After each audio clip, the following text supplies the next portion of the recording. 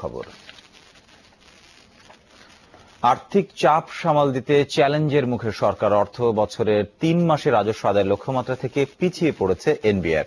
Banking থেকে বাড়ছে সরকারের ঋণ। এর মধ্যে বেতন ভাতা বাবদ আগামী মাসে সরকারের প্রয়োজন হবে ৬,৫০০ কোটি টাকা। বিশ্লেষকরা বলছেন, আর্থিক খাতের চাপ সামলাতে প্রয়োজন বিনিয়োগ আর কৌশলী পদক্ষেপ। রিপোর্ট রিমন রহমানের। পুরনো কাঠামোতে সরকারি চাকরিজীবীদের প্রতি মাসে বেতন ভাতা খাতে ব্যয় হতো ২৫০০ কোটি টাকা। আর নতুন পে স্কেলের আওতায় নভেম্বরে এ দায় মেটাতে প্রয়োজন ৬,৫০০ কোটি টাকা। চলতি অর্থ বছরের প্রথম প্রান্তিকে আয়ের চেয়ে ব্যয় বেশি হওয়ায় আর্থিক চাপে পড়েছে সরকার।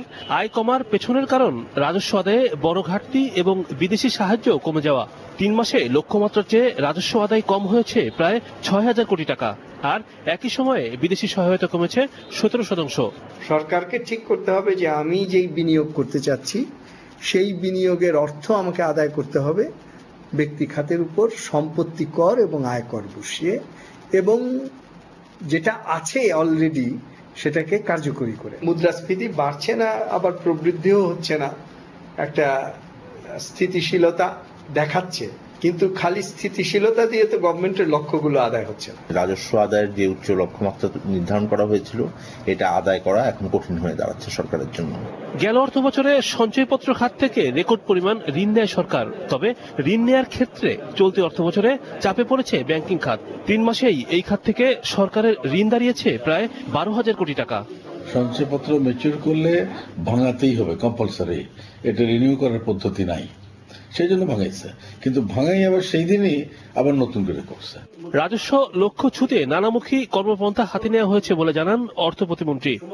গত 4টি 5টি 6টি বাজেট আমরা পার হয়ে এসেছি। প্রতিবারই বলা হয়েছিল যে, প্রায় প্রতিবার, শেষের দিকে নয়, প্রথম 2-3 বার তো প্রচুর বলা হয়েছিল যে এটা অবিশ্বাস্য, এটা বাস্তব ভিত্তিক নয়, এরা পারবে না। বাট আমরা পেরেছি। এখন ঠিক কাটায় কাটায় মিলে গেছে কিনা সেটা অন্য জিনিস। তার দাবি, আর্থিক ব্যবস্থাপনায় সরকারের নজরদারি আছে, শৃঙ্খলা ধরে রাখতে নেওয়া হয়েছে কৌশলী পদক্ষেপ। রিমন রহমান, যমুনা নিউজ, ঢাকা। সাভারে কোরিয়ান মালিকানাধীন হান এমব্রয়ডারি কারখানা